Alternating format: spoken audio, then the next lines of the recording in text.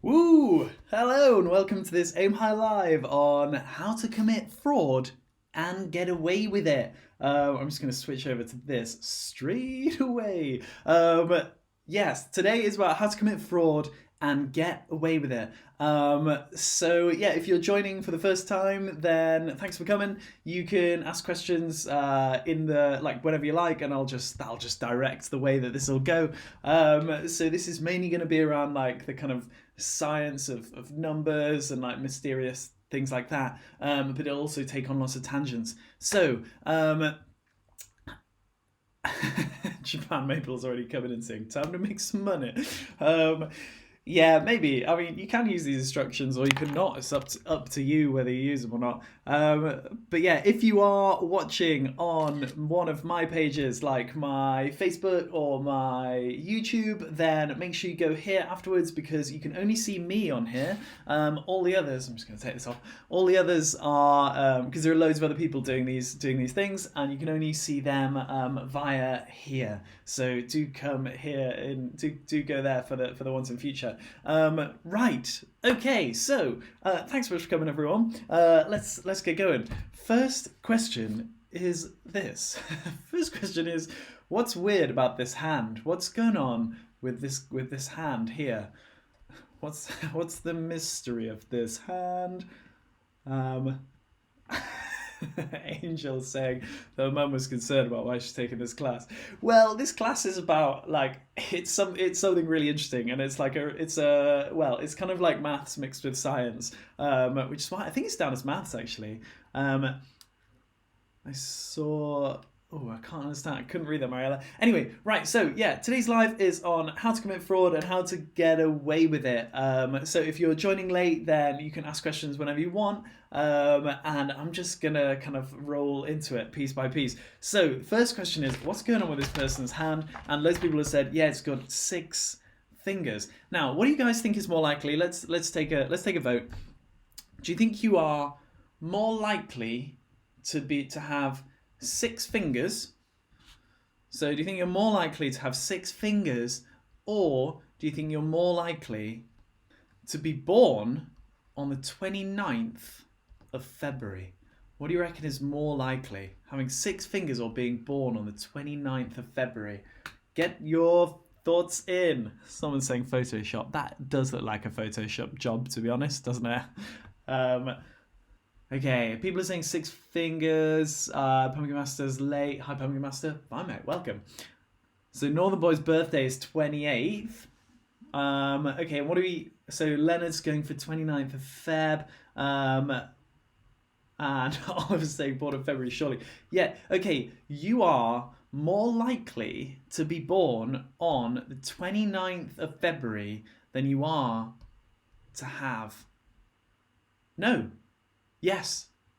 No, it's the other way around. It's the other way around. You're more likely to have 6 fingers than you are to be born on the 29th of February. It's actually having 6, being born with an extra finger is not that uncommon. It's one of the most common human mutations that happens. And yeah, if you're more likely to have 6 fingers than you are to be born on the 29th of February. And Frostbite's saying, sorry they're late. Don't worry, it's fine. Don't worry about being late. We're just talking about whether you're more likely to have 6 fingers or be born on the 29th of Feb, and you are more likely to have 6 fingers. Is anyone in the chat was anyone in the chat born with 6 fingers? And Pumpkin Master saying it's called polydactyl.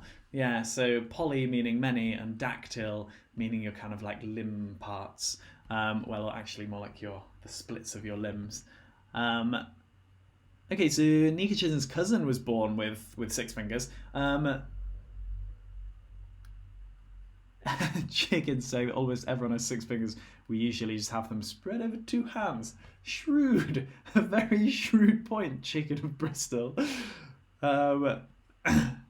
Okay, Kieran's saying that he was born with 6 fingers. It's actually really, really common to be born with 6 fingers, and you're more likely to be born with 6 fingers than you are to be born on the 29th of Feb. Right, okay, so I am gonna just get rid of this. So another question that's like a cool maths question is this. How many I'm actually not going to explain this one. I'm just going to do it while we're waiting for more people to join before we get into the how to commit fraud and how to get away with it. Who knows the answer to this? If you here's a dog enjoying its birthday. How many people do you need in a room before there's a 50% chance that people share a birthday? How many people do you need in a room before there's a 50% chance until there's a 50% chance that 2 or more people share a birthday?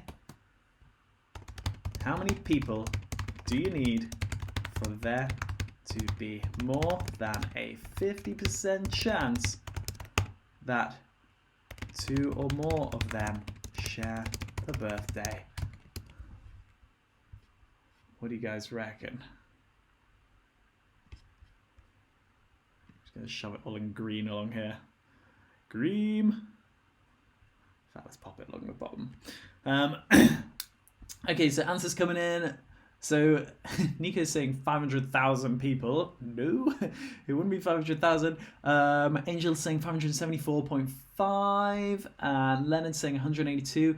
Avail is saying 23. Yeah, and Max is saying 23 as well, and Tekkens is saying 20 or something. Exactly, it's 23. You only need 23 people in a room at the same time before it's more likely than not that 2 or more of them will share a birthday. So the answer is 23 people. I'm actually not really going to explain that this time because I want to get on with how to commit fraud and get away with it. But just to get you thinking about it, if you want to know like part of why that is, it's the crucial words are 2 or more people share the same birthday, because actually you're not just taking into account the probability that 2 people share a birthday, but also that 3 people share one, or that a couple of people share one and 3 other people share one, and there are loads and loads of different combinations that you can have of people sharing birthdays. And so actually you only need 23 people, which is why in like a standard like school class, which is going to be, you know, usually above 23 people, normally a couple of people share a birthday. And in fact, here's a big question. How many people do you need before it's 99.9% likely that 2 or more of them will share a birthday? What do you guys reckon? There's also saying 50, Max saying 50, Pumpkin Master saying 45. It's 75. 75 people. If you get 75 people, then... yeah, 75 people in a room means there's a 99.9% chance that two or more will share a birthday.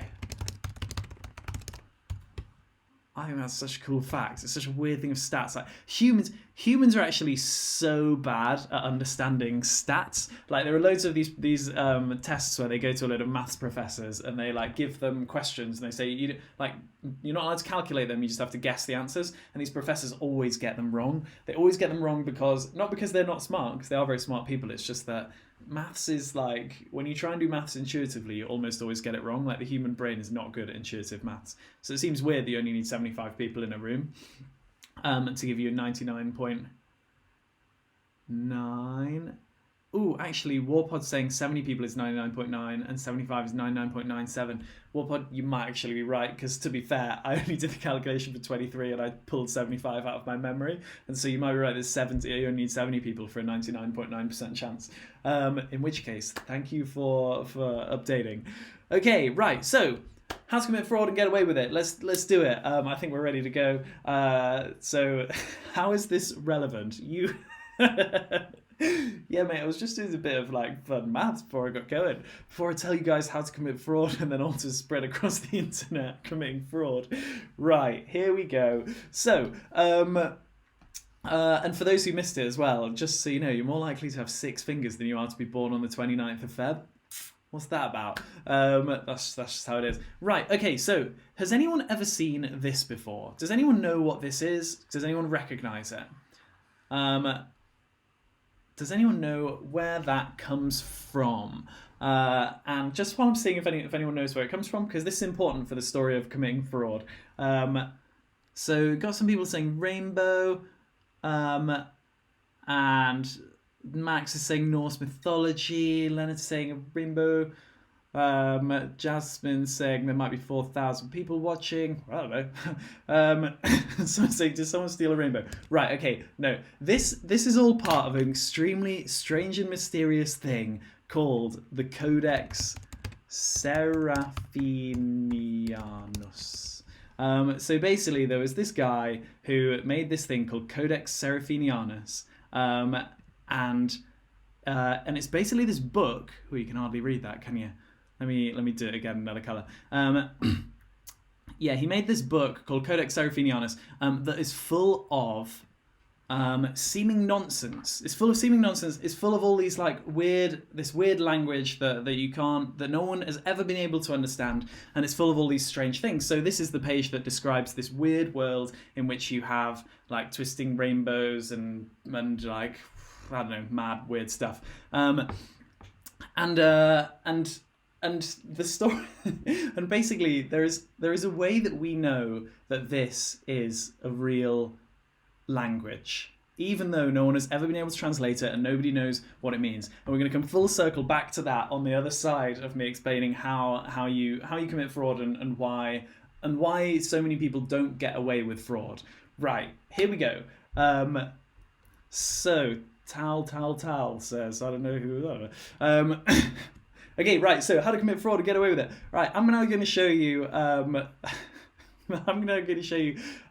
financial spreadsheet from my accounts. So here's one of my own financial spreadsheets. Just have a quick look through that, and I will soon explain to you via this how it's done. But first, I just want to show you this guy. So the reason why all of this theory exists is because this guy here, with his beard and he should be wearing a top hat, for goodness sake. So yeah, this guy here basically discovered this by he was just like sitting in a library and he was looking through these big books of apparently he was looking through huge books of numbers. He was looking through these huge books of numbers and he was just like, for some reason people always want to look up the number ones more than the number twos, and like he kind of noticed that the earlier pages in all the books were dirtier, and he was trying to figure out why. Someone's saying that's a lot of eggs. Yeah, really went to town on eggs in that financial year. Anyway, right. So we're gonna come back to him. We're gonna come back to him later. So right, okay. This is my financial spreadsheet. Now these are my expenses for the year. So these are all the things I've spent money on, and at the end of the year, what I can do is I can submit my expenses and then take that money off, so I don't have to pay that money in taxes. So I can submit these expenses and take money off. Now, if I was going to commit fraud, what would I do to this spreadsheet? So what do you guys think I should do to this spreadsheet so that I'm going to be able to take money back and not pay in tax? What do you guys reckon? And Kieran's saying magic beans are so cheap these days. Yeah, I mean, magic beans are certainly dropping in price. So Chicken of Bristol is saying pad the numbers. Coconut is saying fake the numbers. Yeah, exactly. So and Frostbite is saying raise the amounts. Right. So this is exactly what we have to do. We have to raise the numbers so that we can be like, actually, those shoes for my dog, the government's never going to know if I actually paid 55 for them. They won't know. And like 20 cheese mystery pack, let's just say it was like £22 instead. And by doing this, you can go through and be like, okay, personal windmill.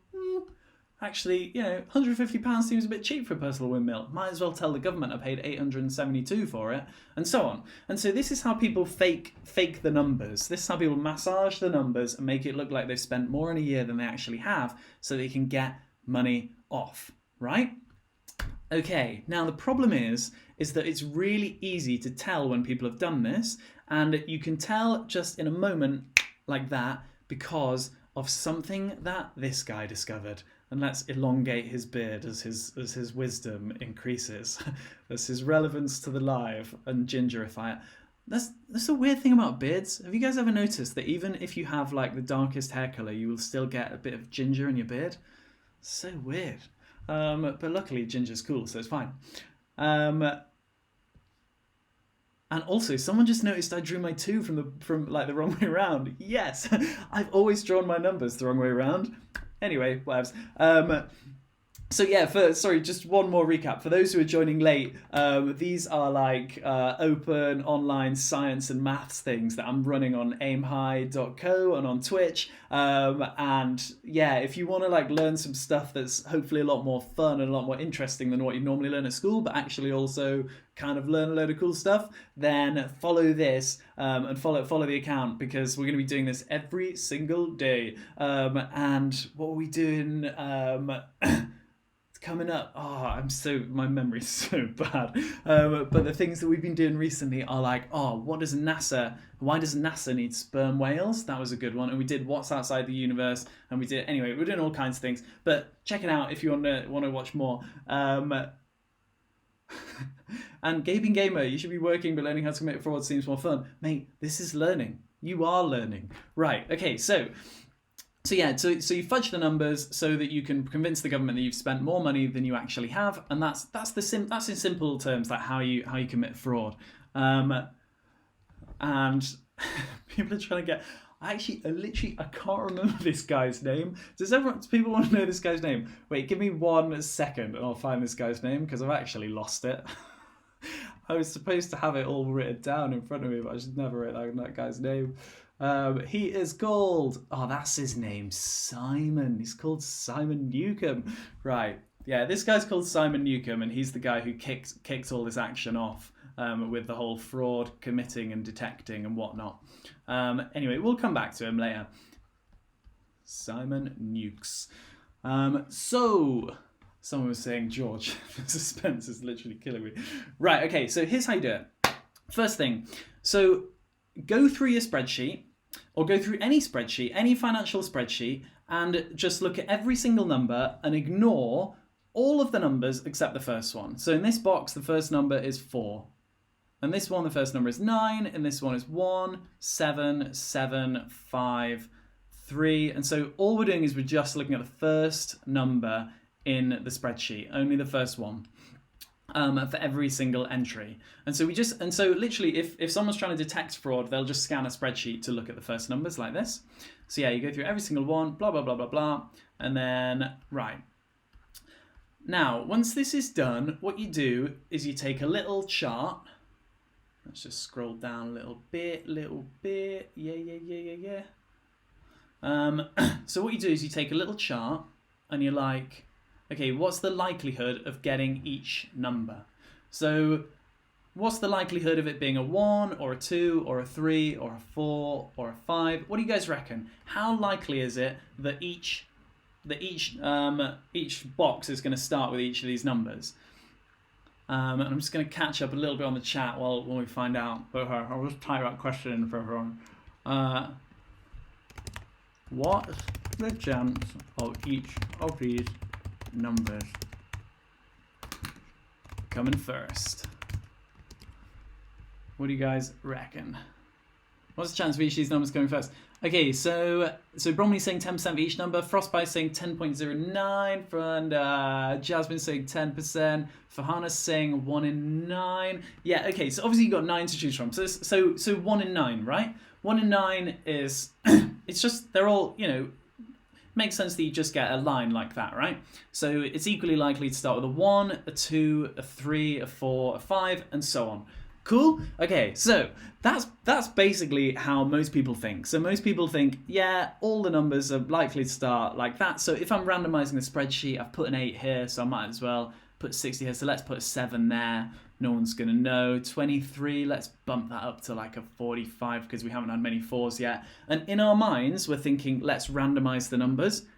That is not how it works at all. And this completely blew my mind when I found this out. So this is how my spreadsheet came across when I actually ran I know this is like made up spreadsheet, but I ran a real spreadsheet through this of mine, and it came out like this.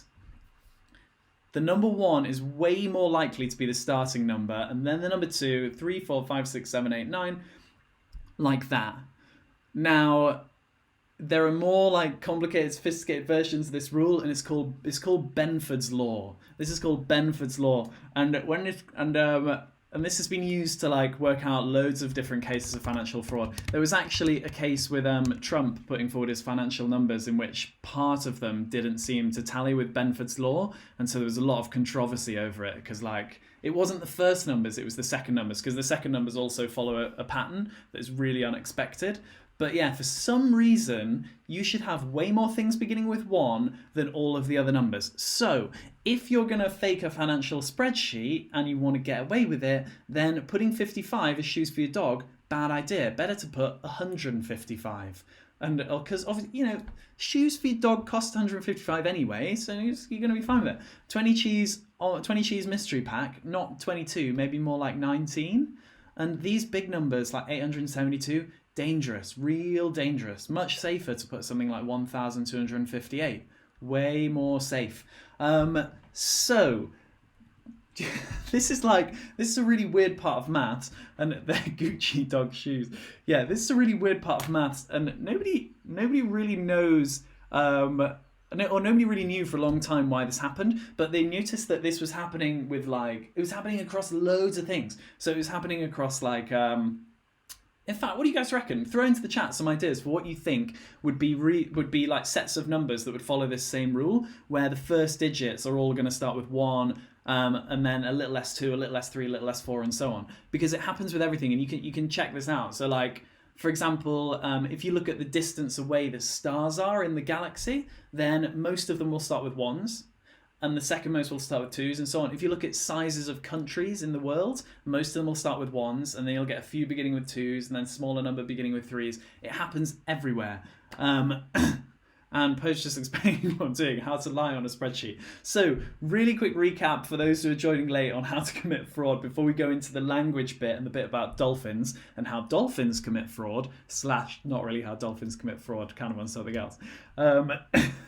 Really quick recap is that basically the first digit of every single cell, so here it's a 4, here it's a 9, here it's a 1, here it's a 7 and a 7, like we intuitively think that all of those cells should begin with either a 1, a 2, a 3, or 4, or 5, or 6, or 7, or an 8, or a 9, all equally likely. But they're not all equally likely. In fact, it's way more like this. 1s are way more likely to start spreadsheets. And if you send in a spreadsheet to be tested for like financial fraud, where you've got an even distribution of the numbers that all the numbers start with, then people will know that it's been faked. So I'm not saying that you should fake financial spreadsheets because that's bad. But if you ever are involved in faking something, then people will be able to detect it if you do not follow Benford's law, which was basically, okay, I'll tell you the story about this guy Simon. So this guy Simon discovered it because he was a total legend, and he was just sat in a library just flicking through a book which literally just had numbers in it. It was just a book of numbers. And he was just flicking through the book of numbers, and he was like, whoa, the number 1s seem a lot more popular. Because back in the day, before calculators, people used to look up numbers. They'd be like, right, go to the index, look up 1,042,000. Oh yeah, there it is, cool. And then they like flick to another page to get other numbers. But yeah, he noticed that the earlier pages in these books were a lot dirtier, and so that was where it all started to come from. Okay, so Coconut's saying a doubt is true about country size. It's 100% true about country size. And that was the other thing I tested when I was like looking into this the other day. That was the other thing that I went on Wikipedia, got all the numbers for, and was like, yep, Benford's law. So it does follow it. And Kieran is saying, does it come down to human psychology or is it maths-based? It is a maths-based thing. It's to do with the fact that like natural sets of numbers, like these kinds of sets of numbers that appear naturally, you know, in a natural world of buying a dolphin phrase book, we're literally about to talk about dolphins and their phrase books. These numbers follow this kind of pattern. So wait, Clacoma said something really long, but it's saying that they can agree with something else. So I don't know what you're agreeing with, so I'm not going to go with that. And Jasmine's asking, why are the pages dirty? So the earlier pages are dirtier because the earlier pages are the pages with the numbers beginning with 1. It wasn't quite just a book full of numbers. It's just like people used to use calculation books, and calculations involving numbers beginning with 1, you'd get help with at the start of the book, and so on as you went through. They were called log table books. Anyway, right, what what are we learning exactly? Says Harika Chemba. Well, it depends. It depends when you arrived. Basically, we were first learning about how to commit fraud and how to get away with it, which is this weird pattern of numbers that shows that numbers beginning with 1 are way more likely in nature than numbers beginning with 2 and then 3 and then 4 and then 5 and then 6. So the blue line, the pink line is the real line. Numbers beginning with 1 are way more likely in nature than numbers beginning with 2 and then numbers beginning with 3 and so on. Right. Okay, now for something else that I think is really interesting, which is really linked to this, and this is moving on to like dolphins and also taking us back to this stuff at the beginning that I never really explained. So I will come back to this and the 6 fingers maybe. Okay, so here's the Rosetta Stone. Who knows how the Rosetta Stone was discovered? Because the story is really cool. How was the Rosetta Stone discovered? Does anybody know? How was the Rosetta Stone? How was the Rosetta Stone discovered? What do you guys reckon? So the Pumpkin Master's saying by accident. Kieran's saying, please tell us. Probably saying it fell from the sky. It didn't fall from the sky, but it was something that was written by the Egyptians. And one of the things I was talking about in one of the other lives the other day was about how Tutankhamun, who was like that boy king of the Egyptians, he had this dagger that was made of metal from the sky, because there was a time that was kind of before people were making iron. It was before people really knew how to make iron. And so all the iron that existed came from the sky. And they called it iron from the sky because it was like meteorites that had fallen down to the surface of the earth. So yeah, Tutankhamun had this like proper iron dagger that was made of alien iron. And so the Rosetta Stone didn't fall from the sky. And okay, so Indiana Jones, it was kind of an Indiana Jones type moment. And Cedric's saying, wasn't it found in the desert? So it wasn't found in, it was found, this is the story that I know, and maybe someone will correct me, but I was told this by a historian. So he said that there were French troops down in a well. They were down in a well, like down at the bottom of a well, and they were trying to hide from the British. All these French people down at the bottom, and one of them noticed in the side of the wall that one of the stones that was used to build the well had all this stuff written on it, and they were like, oh my god, this could be one of the coolest things ever. And eventually the British captured them, and the French person, instead of keeping it a secret, was like, you've got to check out the thing in the bottom of that well. I know this is a time of war, but like, seriously, it could be one of the coolest things ever. And then they took it back to the UK, and it's been there ever since. And this is the Rosetta Stone, which finally allowed us to translate Egyptian. Sorry, I know I'm going off fraud, but I'm going to come back to that in a mo.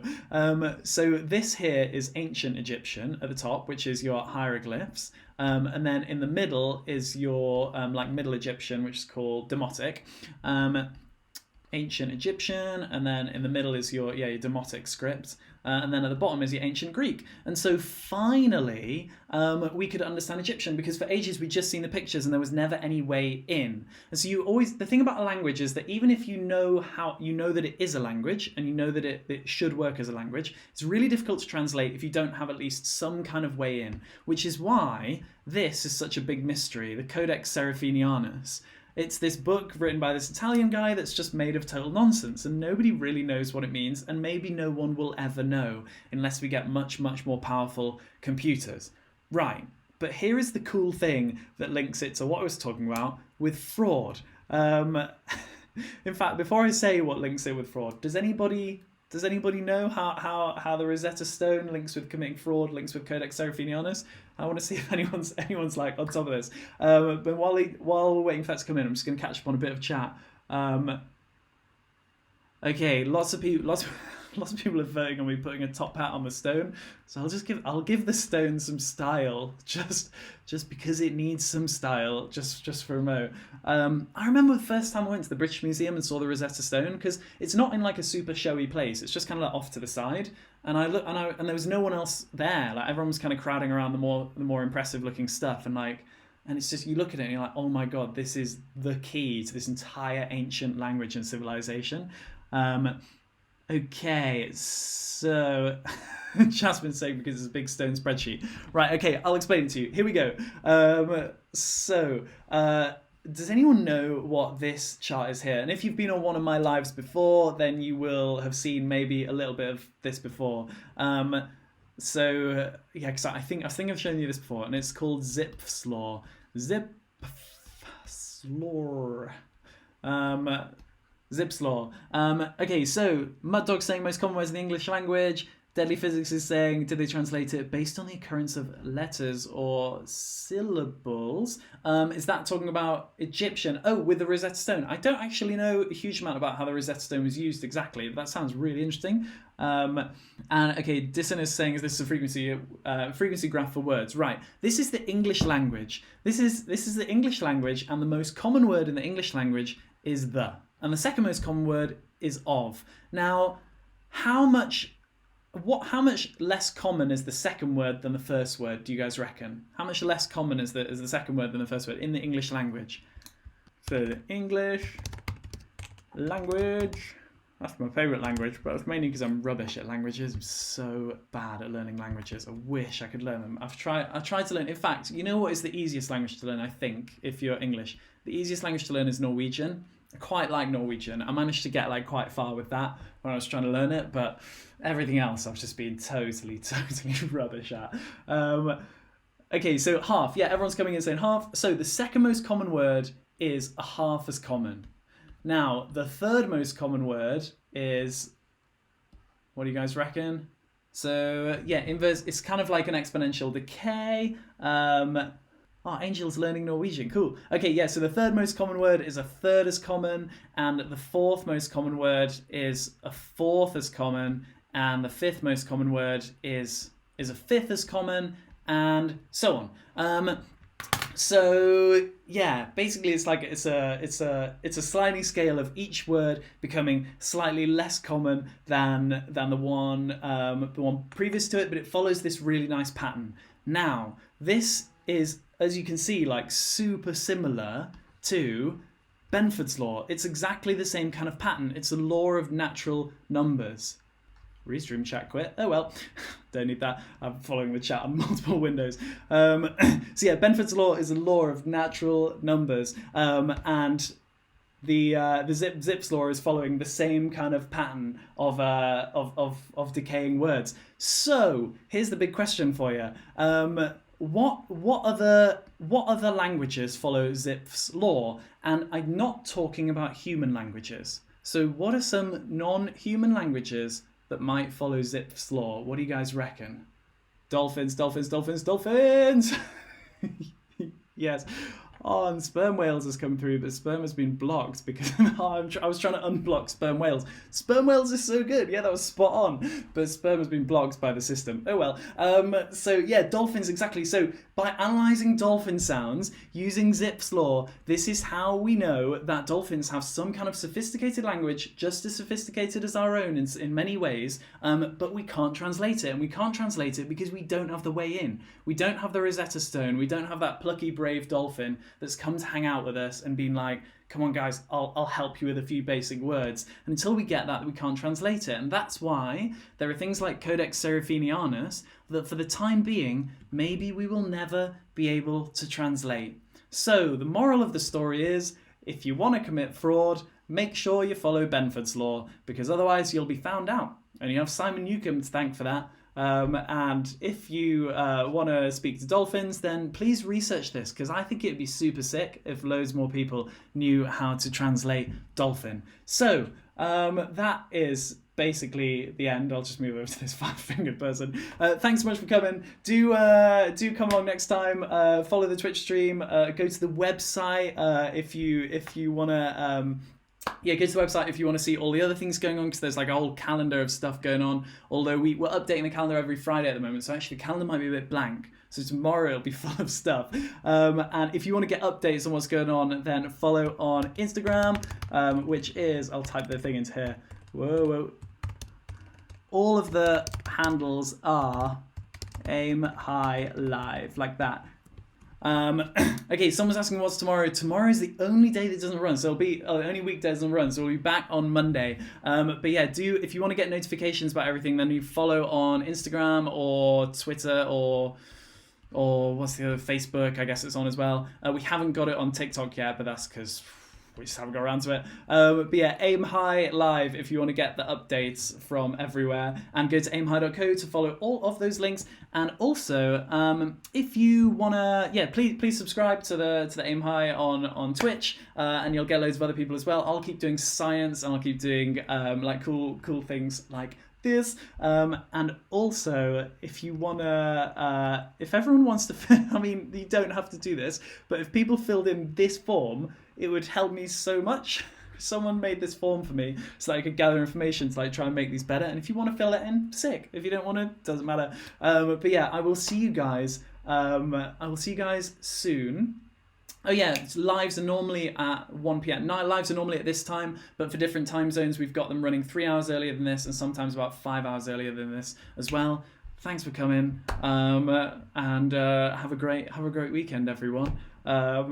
And in fact, keep checking the calendar, because I might put one on at 1 p.m. tomorrow if I can manage it, but probably it'll be Monday. 1 p.m. Ciao, bye.